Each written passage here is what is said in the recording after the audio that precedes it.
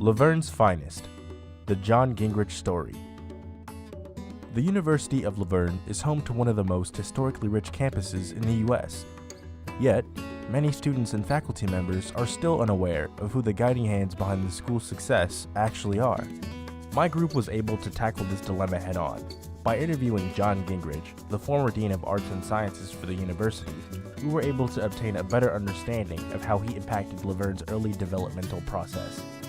I was at Laverne for 37 years, and the title that I guess would be the most important was that I was Dean of the College of Arts and Sciences. What does it mean to be a part of Laverne's Finest? To figure this out, we had to dig deep. We needed to interview someone who had witnessed John Gingrich's tenure firsthand. After some brainstorming, we came to the realization that George Keeler, the professor of journalism here at the university, would be a perfect subject for our work.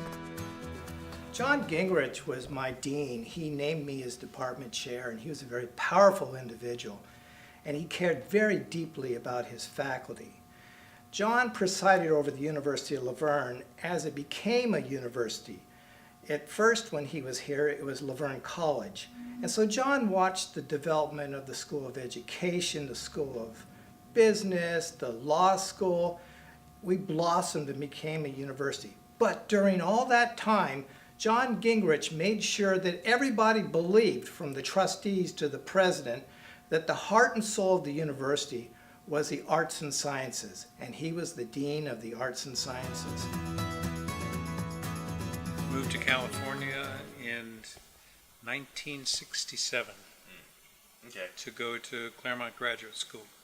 At that time, my ambition was to get my PhD and start teaching at Laverne, because I wanted to teach at a Brethren-related school.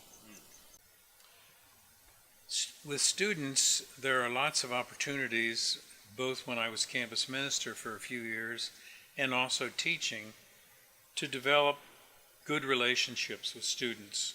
And that is students who trust you, students who are interested in thinking, and students who may have been going through personal issues and problems.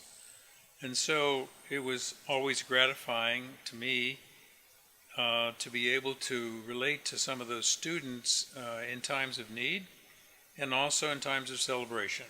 And had some wonderful students with whom I'm still in contact, and it's fun to reminisce about those years now that they are professionals themselves. So it's helping students realize their goals and ambitions, and dealing with colleagues, and also the hiring of faculty members at the University of Laverne was an important part of that. We're sitting in a TV studio right now that came about because of John Gingrich. One of our big challenges was space. We were down in what I affectionately call the super tents. It's now called the Athletic Pavilion.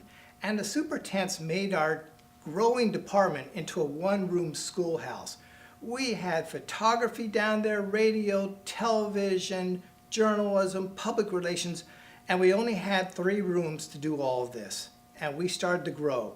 So John Gingrich said, we have to find another place for you. And so we had some failed attempts, but John found, for both the art department and our communications department, this building, this old lemon house. And I think lemon house is a great title for it because it's an old citrus house.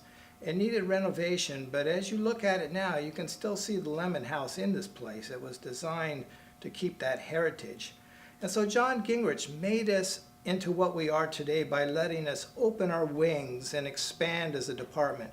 And we did expand. We went from a department of about 70 students to 250, and we kept growing to 300, 350. We were able to expand our television program. Suddenly our students had places to edit. They had places to do studio work, where we are right now. They had places to do a campus times and have computer labs. And so John Gingrich made us into what we are today. Whenever you attempt to change anything at an educational institution, it's very difficult. And when I came in to be the dean, it was clear that we needed to redo the general education program. And of course, you're still involved in general ed when you go to Laverne. And so it became clear that we needed to redo that. But when you do general ed, it's difficult because some departments will get more work and some will get less. And so you have to work compromises, and it was quite a number of years in trying to change the general ed, and it's just difficult to change anything at an institution of higher learning because everybody has a part of the pie, and everybody wants more of the pie and more students and so forth, more guaranteed students. So that was a hard thing to do, but I think it was important at that time. Now, since that time, general ed has been changed, as it should be, as time goes on. So that was important.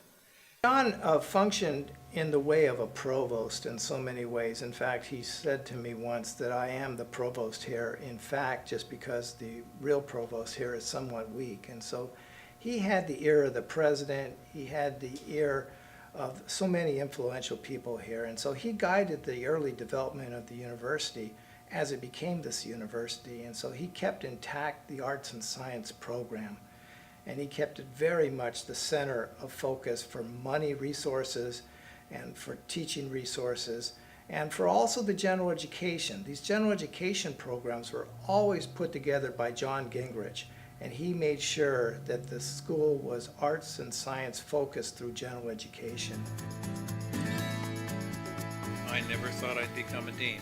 I thought I would become a satisfied and unsatisfied professor. I mean satisfied because I had a good job, and unsatisfied with the fact that I always wanted to be better than what I was.